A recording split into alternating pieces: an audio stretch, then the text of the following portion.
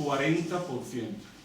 Y hoy el ejército ucraniano, antes de la intervención rusa, era uno de los 4 ejércitos más importantes de Europa.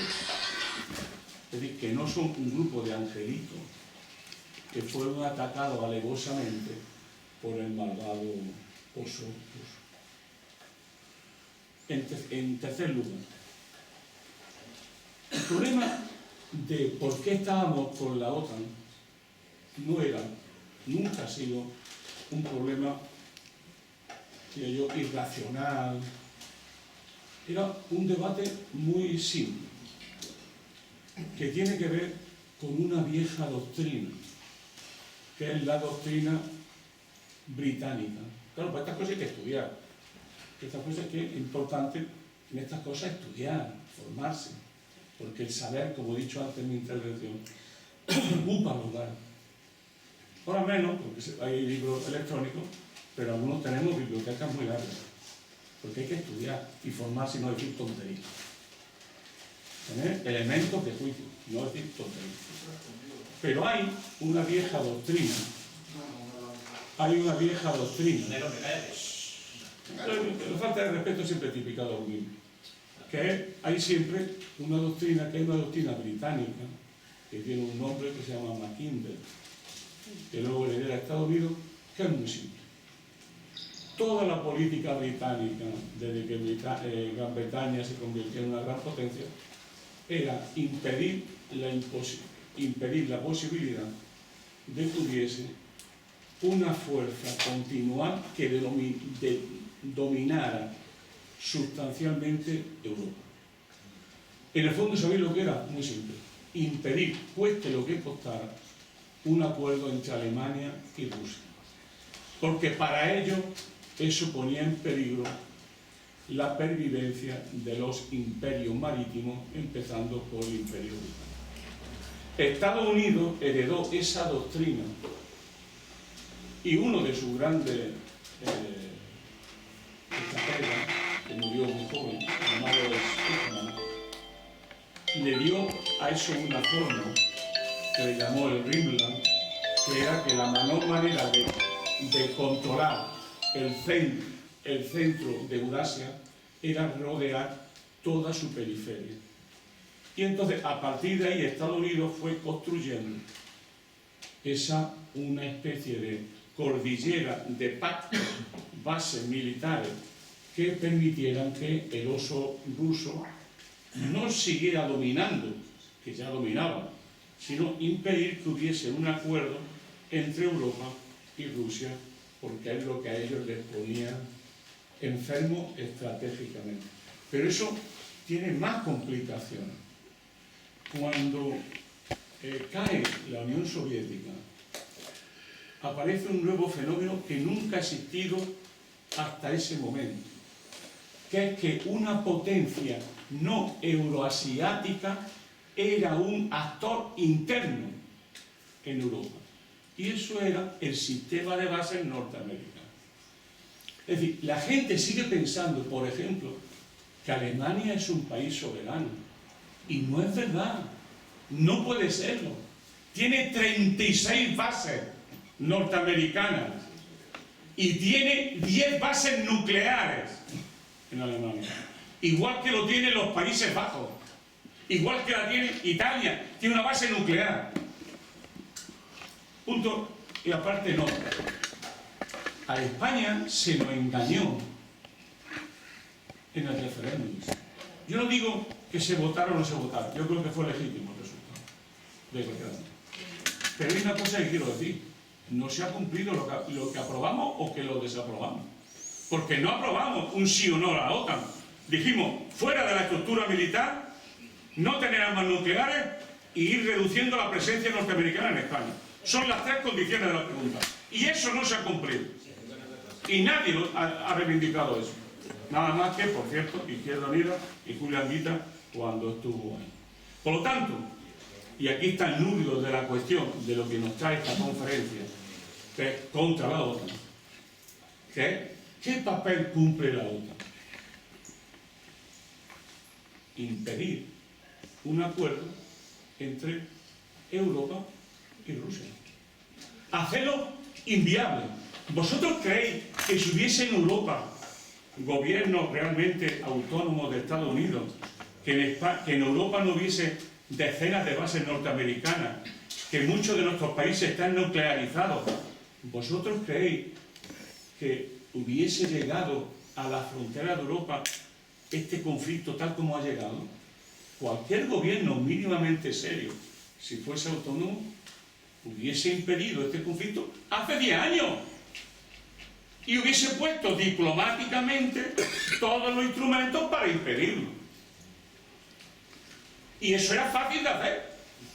Lo que mejor justifica por qué estamos en contra de la OTAN es el conflicto de Ucrania. Porque un gobierno serio no lo hubiese consentido. Un gobierno alemán serio no lo hubiese consentido. Y por cierto, hoy el ala belicista alemana fue el antiguo movimiento pacifista y antinuclear, los verdes alemanes. Lo cual demuestra que la política sirve para dos cosas fundamentalmente: o para cambiar la sociedad o para que el Estado te cambie a ti. Y luego hay otra cosa muy interesante. ¿Qué consigue la OTAN? Consigue la presencia permanente de Estados Unidos como actor interno y como actor que manda y organiza. Hay un dato, ahora que antes se ha hablado del pobre Julio Rodríguez, hay un dato que uno debería de entender. La OTAN no es un tratado más, es un tratado militarmente organizado. Pongo un ejemplo. La gente no sabe que el ejército, nuestras fuerzas aéreas, no controlan el espacio aéreo español. Quien controla el espacio aéreo español es la OTAN a través del ejército español. Es que es diferente, ¿no?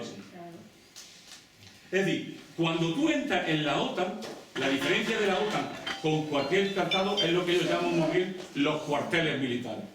La OTAN es que te organiza el ejército, tu ejército, las relaciones entre militares y sociedad, entre militares y servicios de seguridad, la propia estructura del ejército, su composición interna, sus teorías, su doctrina, según los criterios de la OTAN.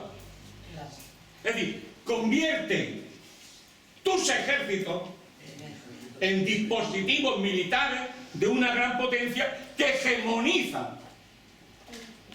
Igual que la Unión Europea te resta la soberanía económica y financiera, la OTAN te resta la soberanía militar. Por cierto, un Estado que no tiene soberanía económica, que no tiene soberanía militar, felizmente e infelizmente no es un Estado. Pero eso lo dejamos para los teóricos. Entonces, desde esa perspectiva, la OTAN es tan peligroso por eso. Porque controla tu ejército. Tu ejército, por ejemplo, pongo un ejemplo para que entendáis. Y claro, también la unanimidad que hay. Cualquier oficial del ejército español no es un, entre comillas, mal ejército, ni yo tengo una visión demasiado negativa del ejército español. En todo caso, porque lo conozco. He trabajado en eso. Pero hay un tema muy de fondo, ¿no? Un piloto de un caza norteamericano, de los que tenemos aquí, de F-18. ¿Sabéis cuánto tiempo tarda en formarse? 2 o 3 años como mínimo, cuando sale de la academia. ¿Y dónde se forma? En Estados Unidos. Está viviendo allí 3 años. En la estructura militar norteamericana, en la cultura político-militar norteamericana, interiorizando la cultura del país políticamente dominante del mundo. Eso pasaba también con Roma. Y por cierto, pasaba también con la Unión Soviética. No nos engañemos, es así. ¿Por dónde quiero ir con esto? Que había un principio que decía Juncker, el presidente Juncker, el presidente de la Comisión Europea, decía: la clave de la Unión Europea es que dice algo, si no hay respuesta, seguimos hacia adelante. Y si hay respuesta, discutimos y la eludimos. Pues lo mismo que pasa en la OTAN. Van haciendo cosas, la izquierda desprecia la defensa, La izquierda desprecia todos los problemas que tienen que ver con la seguridad, porque son temas feos, asquerosos, repugnantes. Y entonces, lo que hace es que no tenemos opinión sobre eso. Entonces se van haciendo cosas, y nos vamos quedando sin ejército. Y tenemos un ejército que cumple los dispositivos que no asigna el mando de la OTAN. Si esto está más claro que el agua. Pero fijaros una curiosidad que nunca aparece en estos lindos debates que tenemos. Si hubiese un problema en Ceuta y Melilla, estaríamos solos. ¿Por qué?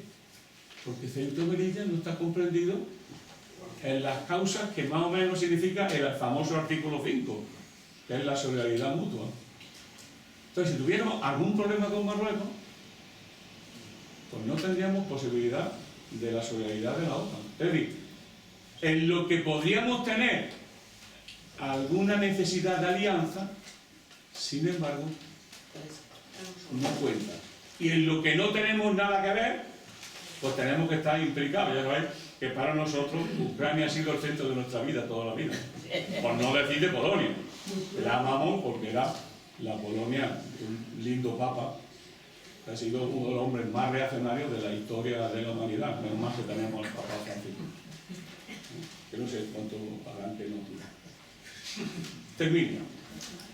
Es una batalla de civilización en la que estamos, compañeros. ¿Qué ocurre? Yo siento que las élites de la izquierda, es decir, es una paradoja, ¿no? Todo el mundo habla de la globalización, que este mundo ha cambiado, pero nunca tenemos políticas para la globalización y nunca tenemos internacionalismo. Es una cosa increíble, ¿no? Había más internacionalismo cuando había Estado-Nación que cuando había la Unión Europea. Tenemos una organización que se llama la FED, los sindicatos, que no han sido capaces de organizar una puta huelga europea en toda su existencia. Y antes se organizaban huelgas de solidaridad entre la SEA de Barcelona y la CIA de Torino, cada 2 por 3, y decíamos, joder, cómo avanza la solidaridad entre los trabajadores. A lo que voy. Tenemos una élite muy pecata, muy dedicada al día a día, y que no tienen una visión estratégica como tiene la derecha y como tienen los grandes centros, como Davos, que son los que planifican, organizan y dan las directrices fundamentales de nosotros. ¿Estoy desde una visión negativa? ¿Pesimista? No. Pesimismo es lo que hay. Con lo que hay es muy difícil no ser pesimista, pero yo sí que creo que hay otra realidad posible. Por lo pronto la dijeron el otro día 70.000 trabajadores en Bruselas. Es decir, cosas que tienen que ver con cosas muy viejas del movimiento obrero, ¿no? No a la guerra, trabajo, no aceptar la limitación salarial, poner fin a una estructura de precios que se come nuestros salarios, nuestras pensiones. ¿Es así? ¿Eso es la historia del movimiento obrero o no acordáis? Eso es lo que hace falta ahora. ¿Y hay fuerza? Claro que hay fuerza, si queremos. ¿Y creéis que este país, que está dormido después de una inmensa pandemia que nos ha matado a todos un poquito por dentro, y a muchos de nuestros viejos, pobres viejos, que han muerto solos, solos, sin coger una mano de sus hijos? ¿Creéis que eso no tiene consecuencias en la población? No, todos nosotros nos han hecho más cobardes, nos han limitado. Pero la gente no va a quedarse en su casa viendo cómo la sandía se ha convertido en un plato de luz. No lo van a hacer.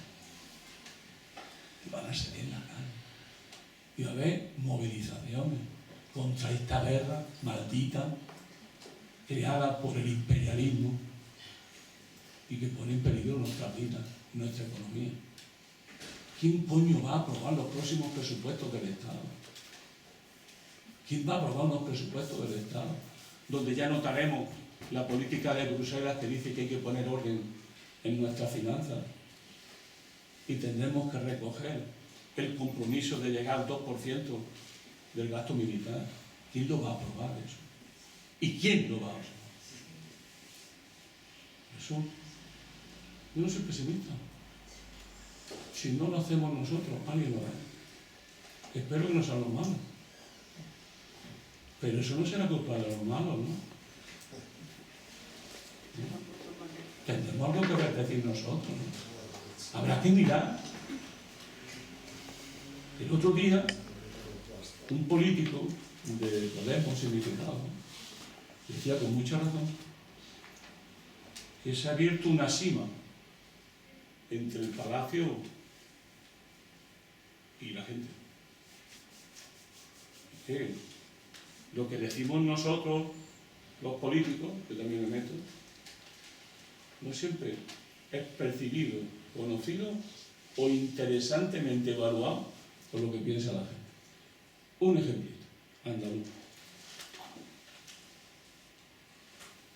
La compañera que defendió con mucha honradez la candidatura por Andalucía,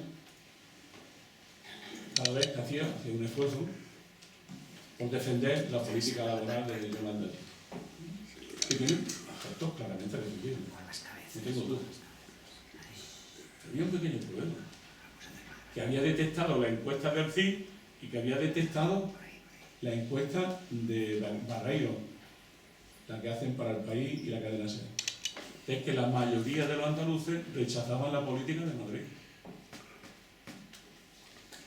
Es decir, que tú decías, porque estás en el mundo de la política, y no te das cuenta que el mundo de la sociedad y el mundo de la política hace muchos años que no coinciden en España.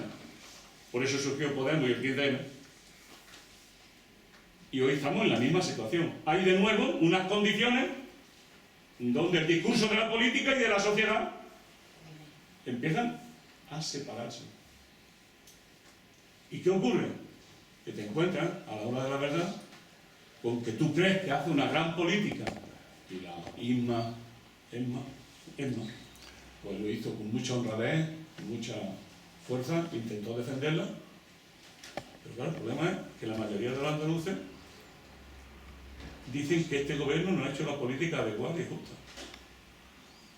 Entonces, claro, con eso a lo mejor hubiese faltado otro tipo de defensa, otro tipo de política y otro tipo de opción. Por eso yo, y termino definitivamente, lo que os quiero decir antes de irme y de que mi voz se termine, que no voy a dar ni un paso así, ni en el pesimismo, ni aquí no se puede hacer nada, estamos condenados a que venga la derecha. No, se puede cambiar y debemos cambiar, pero para eso tenemos que cambiar nosotros, ponernos las pilas y hacer cosas, saber lo que hemos hecho bien y lo que hemos hecho mal, rectificar en lo que hemos hecho mal y puntuar por lo que hemos hecho bien. Y eso significa siempre, la clave siempre de la política de izquierda es unidad, programa y movilización social. Y si eso significa tomar medidas sustanciales, pues se tomarán. Y si no las tomas tú, vendrá una nueva generación, como la generación de Podemos, y echarán a los actuales líderes de Podemos y de Izquierda Unida y nos mandarán a todos definitivamente a descansar, que también lo merecen. Pero lo que espero es que no dejemos que al final los que vengan sean los malos. Y que los malos hagan el discurso que la izquierda no quiere hacer. No estoy hablando del PP, estoy hablando de Vox. O algo parecido a Vox. ¿Por qué? Vox no ha tenido un gran resultado en Andalucía, pero se consolida como fuerza política. Es la tercera fuerza política del país. Y me imagino que también aprenderán de los errores, de los muchos errores que han cometido. Pero no lo olvidemos, que siempre se olvida cuando hablamos de política. Nos olvidamos de un actor. Por eso vivimos en el palacio. Pero hay un actor que dirige también el palacio. Que nunca hablamos. Que son del poder económico, los capitalistas. Esos son los que mandan. Los que mandan. Los que nos organizan. Los que hacen las campañas de prensa. Los que controlan las grandes televisiones, los grandes medios. Si no hay una democratización de la economía, nunca habrá una democracia plena en nuestro país. Yo me da la sensación que eso yo se lo he oído a Pablo Iglesias entre 1.520.000 a 2 billones. Entre otras cosas, como he estado media vida con él en un programa de televisión, pues allí se lo veíamos con cierta frecuencia. El gran problema siempre de una política en un Estado capitalista, porque esto es un Estado capitalista, que ya no se habla de esas cosas, es muy simple. ¿Cómo mandan los que no se presentan a las elecciones? Y eso explica muy bien cómo surge Ciudadanos, cómo se recupera el PSOE, por qué el PP es lo que es, y al final, cuando la derecha, los poderes económicos, controlan el poder, siempre tienen una alternativa. Los muy buenos o los menos buenos. Y si no, la extrema derecha. El problema es que en política, todas las políticas que convierten el mal menor en el bien mayor, acaba siendo un suicidio. Eso lo dijo un tal Antonio Gramsci en un paso célebre de su cuaderno de la paz. Que la paz del Señor esté con ustedes y que la paz general.